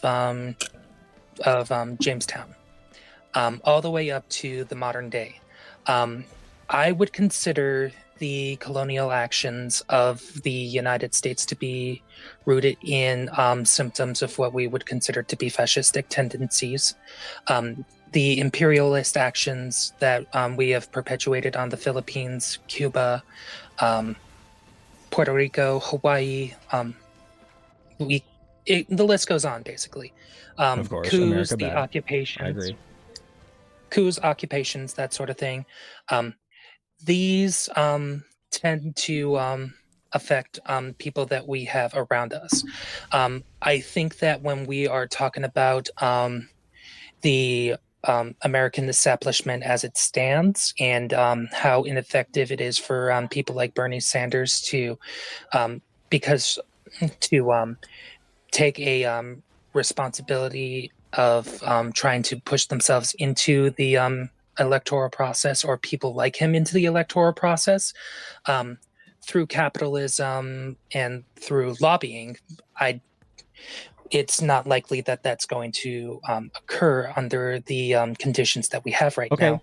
so And Bernie Sanders should step down, right, and do something else.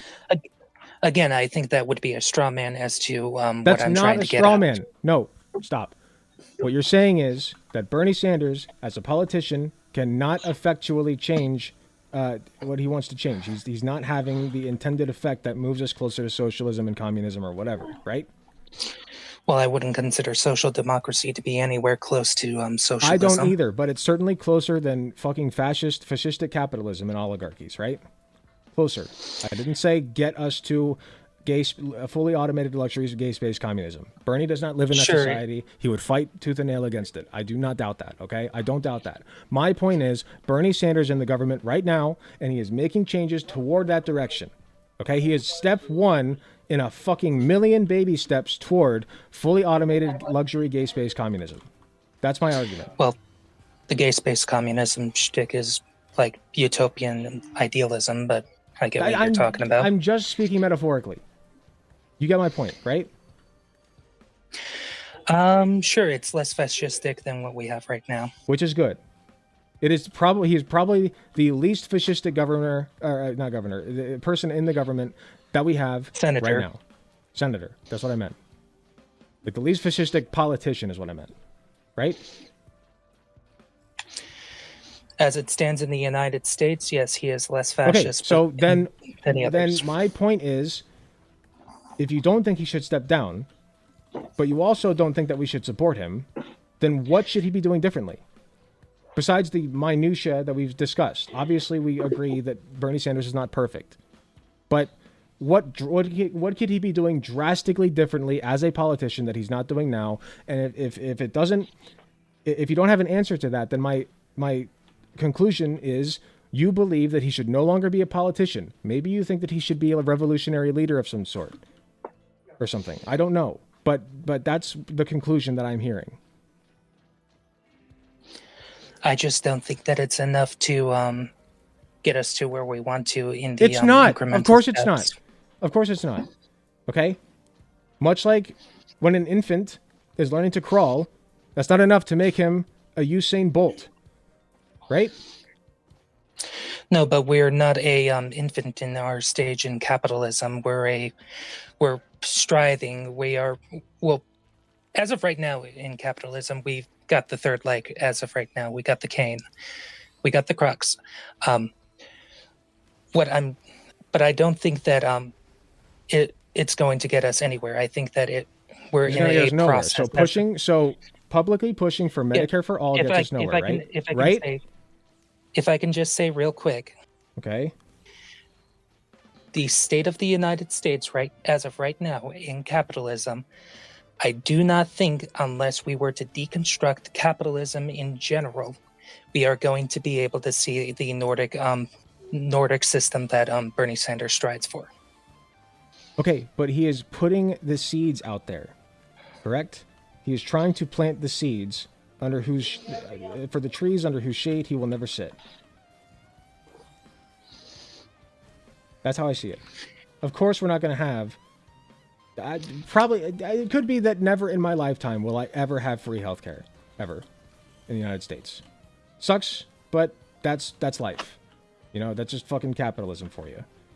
But what Bernie Sanders and people like him, like the Justice Dems, are fighting for is a future in which that is at least a possibility. He's making it easier for us to achieve that, and I think that's good.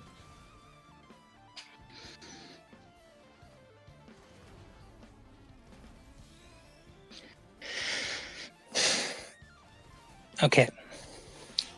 So I agree that what he is arguing for is going to be a lot better. Yes. Whether or not we are capable of doing that, I do not think that is possible. That's what I'm getting at. Now, what I mean by this is that under the Nordic model, it would come with social reform. The Nordic model started off in like ways in the New Deal under President Franklin Roosevelt. He done a lot of means to nationalize certain areas, subsidize in order to reestablish a firm and thorough economy before World War II, and that pushed us into the economy that we had for quite a while, even though we had the social constraints of segregation and land back in its baby steps. But with in context to this, Reaganomics specifically, I think, because of how it developed and due to the conditions that we have right now, it is not likely that it's going to happen. And I think that whilst he is planting the seeds of like first world class consciousness, I do not think that it is going to be established. Not in the sense like the United States government is going to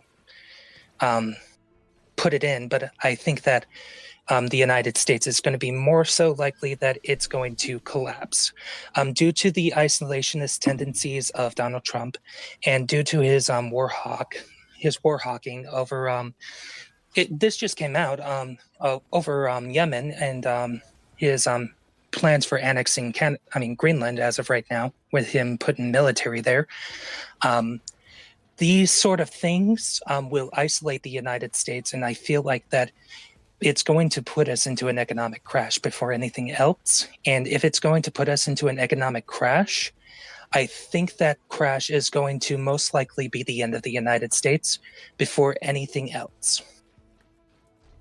That's just from my observations of the United States.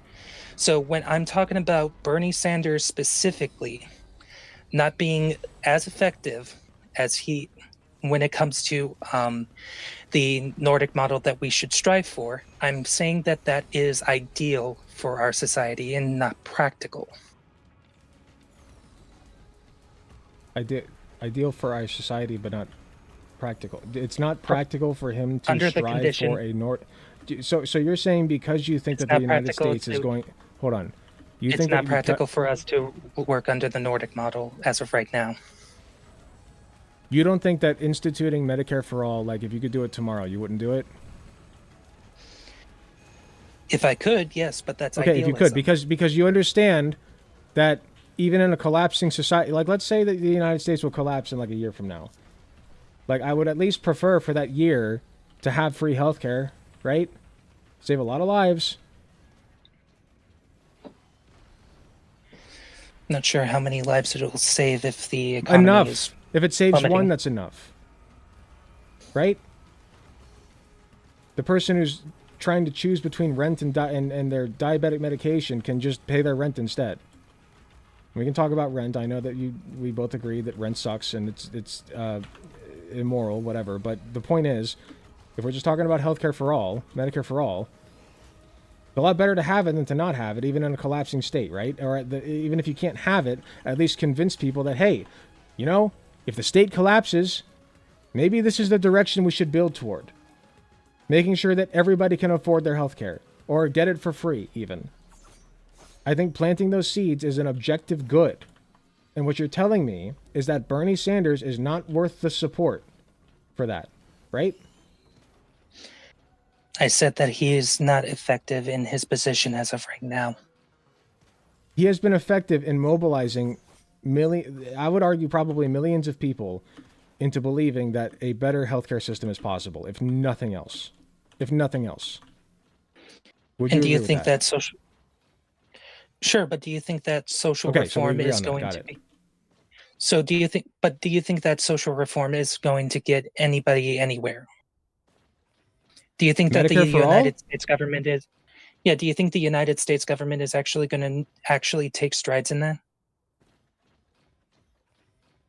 My point is, even if the federal government doesn't do anything about it, this is still a democracy.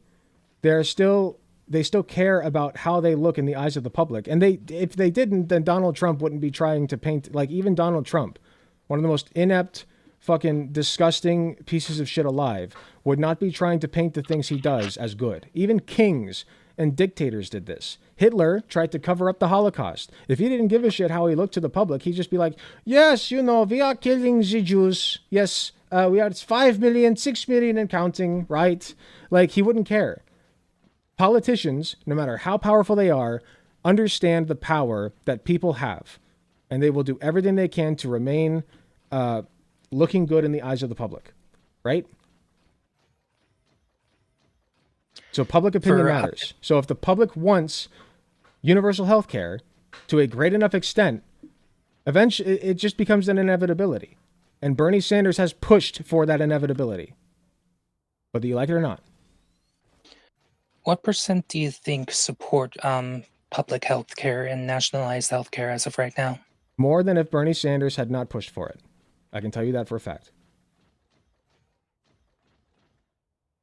And do you think that these incremental steps are going to be effective in the long run for the United States? I think they're better than nothing. Can we agree on that?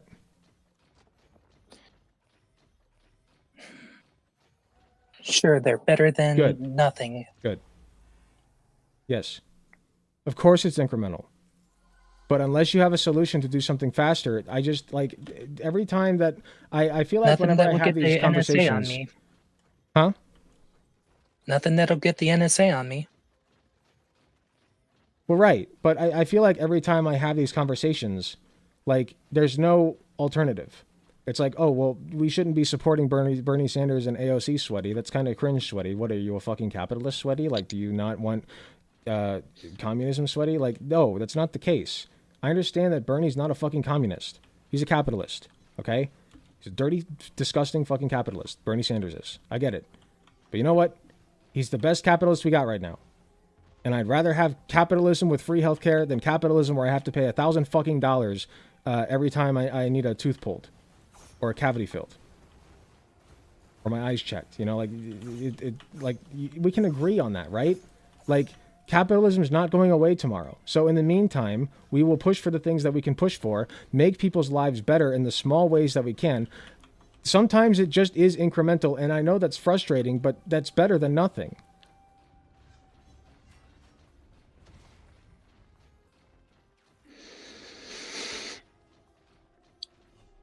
So I just don't understand where this disdain for Bernie's coming from. Whew. Okay. Am I mischaracterizing that?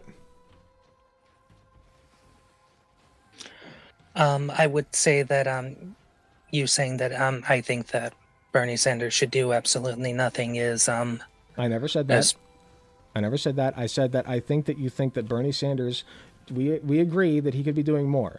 But what I'm saying is that it feels like you think that Bernie Sanders, unless he's like a revolutionary leader of a rebel militia, that he's not doing enough, and so we shouldn't support him. That's what I think. Because your argument, once again, is that we should not support him, right? Am I mischaracterizing that? Let me look at it again. I'm asking you right now what your opinion is. Should we support what Bernie Sanders is doing? For the most part. I said that we should not be praising him. Why not?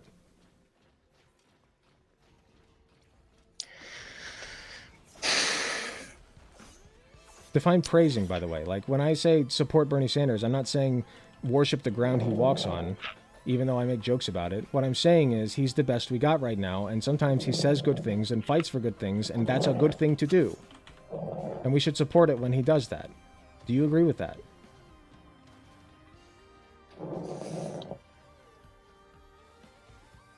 For first-class citizens, sure, it's No, for better anybody. than where we For are. anybody. What do you mean first-class citizens? Anybody should support that. I think anybody should support that, but I don't Yes. think that it's going to support everybody.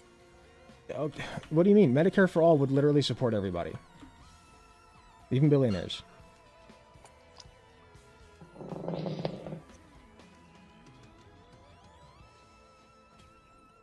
Am I wrong?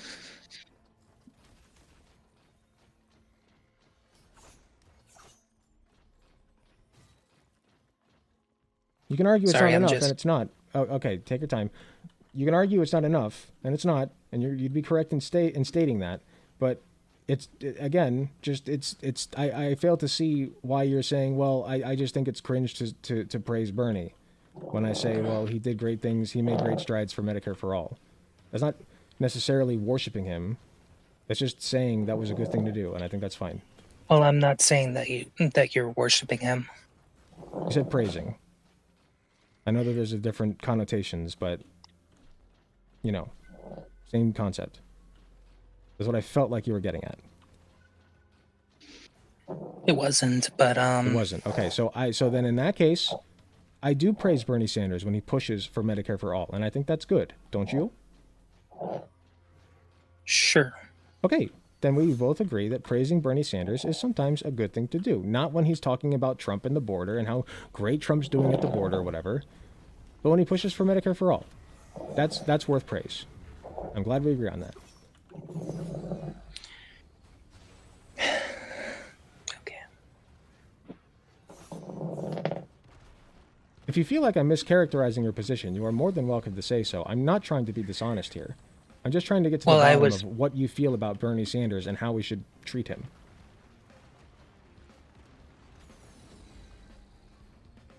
Okay.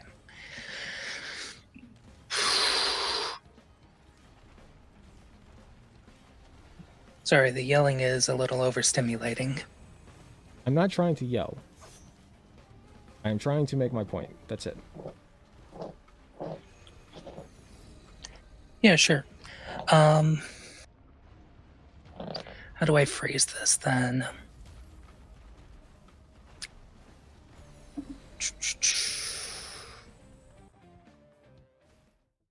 I will try to tone my voice down, though. No, you're fine. It's just that Well, I want to make sure that I'm accommodating you. You are a guest, and you agreed to come on, and I know this is, you know, not... I'm trying to be cordial. Sure. I will try to reciprocate. I apologize if it feels like I have not been. Well, I wouldn't treat like my guests on my panels with the level of respect that I am showing you, because I watched you for quite a little bit before coming to my position. So Okay. I'm just trying to figure out how to phrase this properly. Sure. Take your time. Because I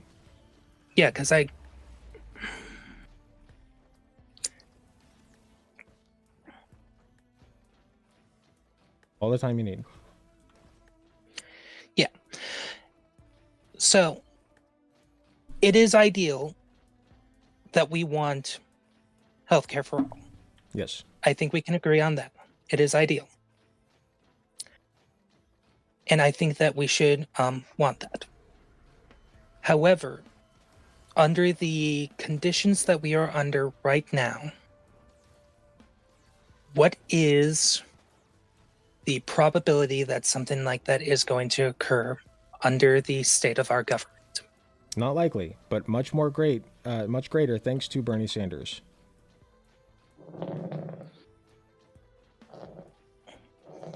I doubt that will happen in the next 4 years, if that's what you're asking. Donald Trump doesn't give a shit what Bernie Sanders thinks, but you know who does? A lot of the population, and he's proven that. So if and when the Democrats get back into office, we can be hopeful that they'll at least consider a public option or something, a compromise. And that won't be enough, but it's something. It's better than what we got. We are pushing for better than what we have now, which is shit. I would rather have less shit. And Bernie Sanders is pushing for that effectively. Because public opinion is very important when it comes to politicians and the policies they push for. They have to care about what their constituents think. If they don't, they'll be lynched. It's always worked like that throughout history.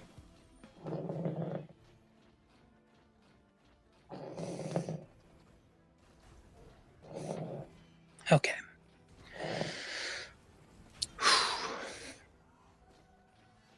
So, while I would agree that the general population that are being told that healthcare for all is going to be a lot better than what we have right now.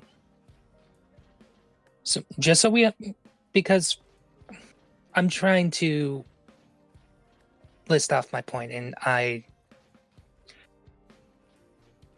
okay.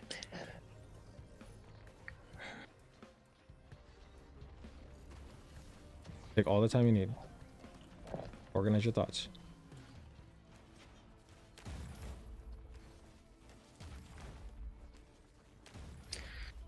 So,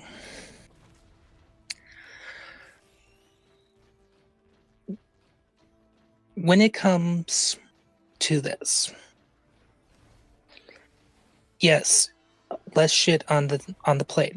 However, this is a talking condition for what might occur, and when I perceive what our conditions is under a state of white supremacy, a state of capitalism, not just under Donald Trump, but just under the current establishment of the United States government, with the variables that we can observe, that it is not likely to occur. Yes, you could say that it is more likely that the Nordic model can be implemented inside of these given circumstances. I would not though argue that because it is more likely that it is then enough as of right now. I did not say it's enough. I said we should support Bernie Sanders in his efforts to make this a more popular position. I mean, I talk to normies now, who some of them literally voted for Trump, including my brother, who's a dipshit for that, and I understand that. But even he thinks that healthcare should not be profit-driven; it should just be free. He was a Bernie Sanders supporter before voting for Trump. I mean, that's got to count for something. And I think that it does. However, I do think that given the alt-right condition for rhetoric, I think that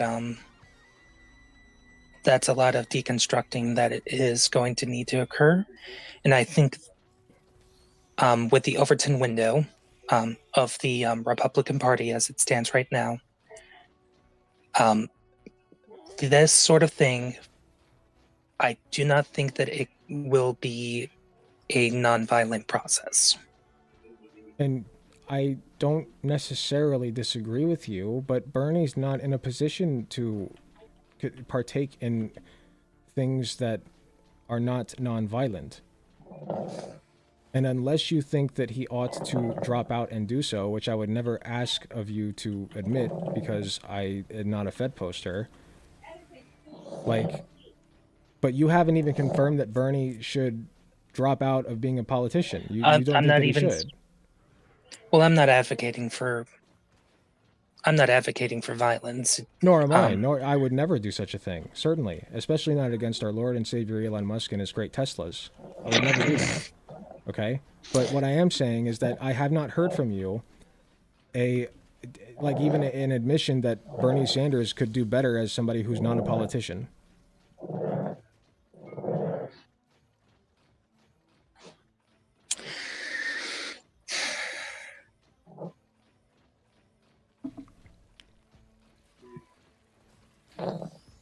This was not the dialogue tree I was expecting.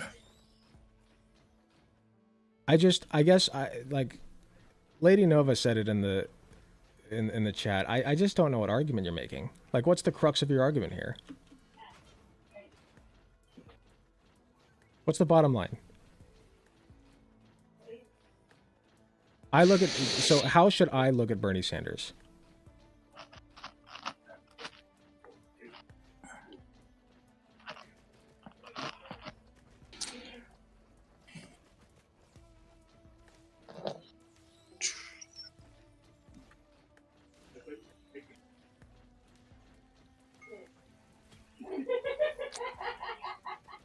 Sorry, I'm Don't worry about it. dissociating right now. Do you want to take a minute while I go to the bathroom again? Sure. Okay, I'll be right back. I'm gonna put you on mute. Take all the time you need. Like I said, no pressure. I'm sorry if my voice got raised. I will make it a concerted effort to not do that again. Give me just a bit. One sec, guys.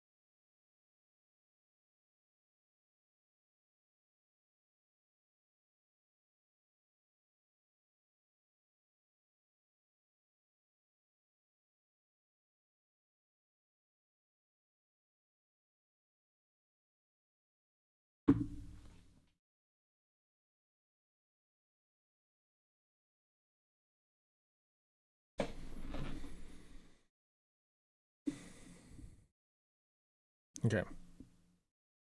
Am I muting? No. Okay. Are you with us? Okay. Yeah, I'm still here. Okay. Would you like me to start or would you like to go? Yeah, I'll go. Sure. I'll be quiet. I'll try not to interrupt. It's fine. It's just okay.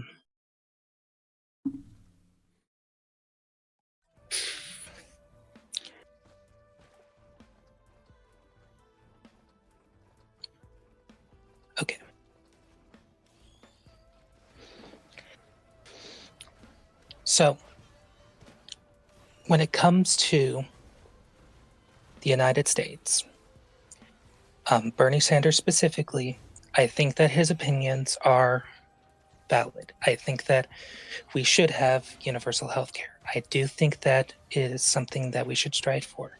We should go for nationalized education. Those are great things. I think they are a lot better than where we're at right now. But and you're going to try and tie this back to Bernie Sanders, and let's just say, for the sake of argument, that I concede that Bernie Sanders is good. I do not think, however, when it comes to popular opinion, that the United States is going to act on any of this. When it comes to the civil rights movement, especially, I think that there was a lot more that could have been done in order to help Black people or the LGBT or Indigenous people in that sort of matter, BIPOC people. I think that when we play these acts of protest and these discussions with the oppressor, the politician, the capitalist, I think we're just, in a sense, just prolonging our suffering in that degree. And what I mean by prolonging our suffering is that we are being way too charitable with them. And I think that just conversing with them is going to be something that is going to be more detrimental to the United States and the American people than if we were to organize. I'm not saying that we should stand up and fight. I'm not saying that. I'm not saying that we should do a Che Guevara. Okay, now landlords. No, none of that. Landlords are poggers. We agree. Landlords are poggers. Yeah, so true, bestie. Yep. Just that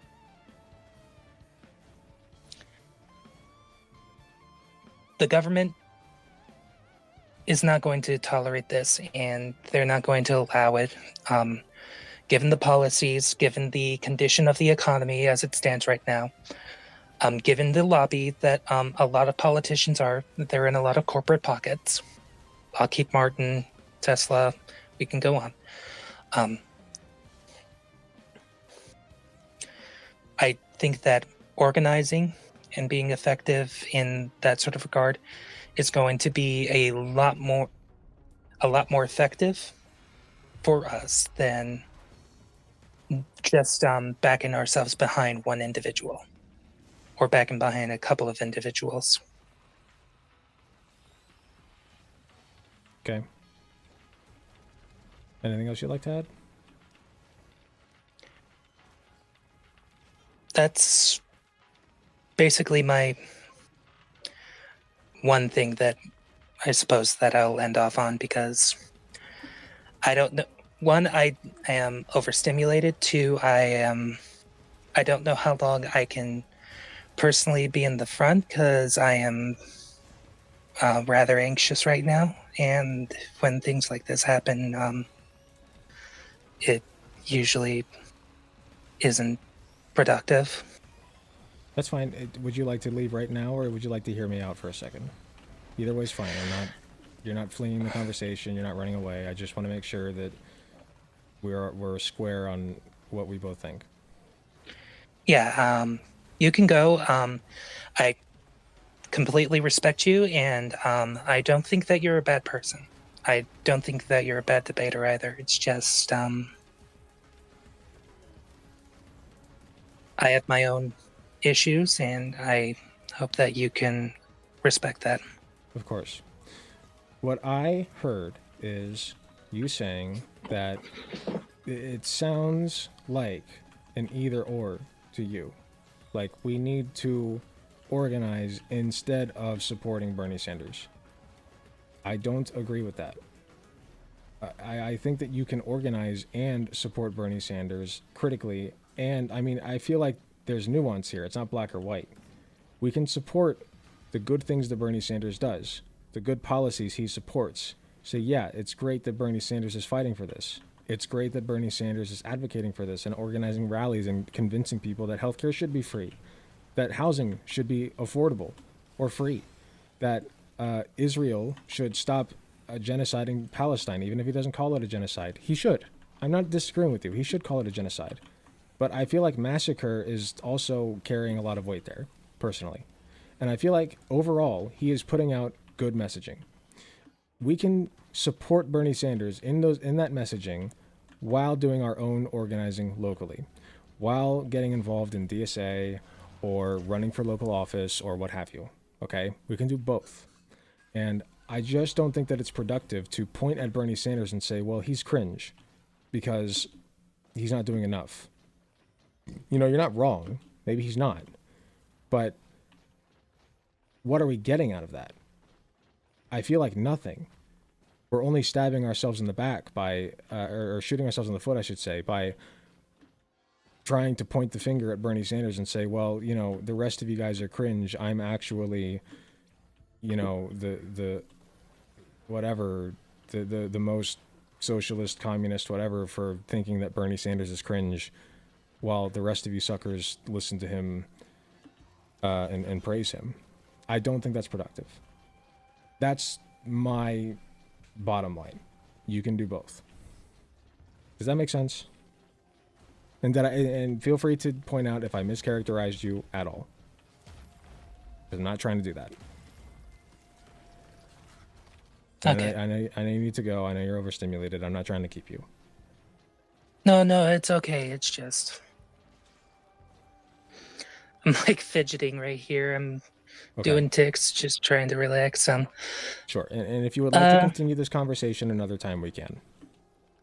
Yeah, sure. I think I need to do a more like thorough because I had it written down here, but I think I need to do it a little bit more thorough. I did it all in like the last minute with a couple of friends of mine discussing about Bernie Sanders. Okay. If you want to do it at a different time, we can. I don't know if you're going to post this video or not. Just that with how I stand on this matter, when it comes to Bernie Sanders as one person, I think that, because I think you already said this, he is advocating for good things, and I would agree. And he's doing everything that he can inside of the parameters of the political establishment. He hasn't taken any lobbying money. He has not taken any sort of bribery from anybody, no corporation. I would agree with that.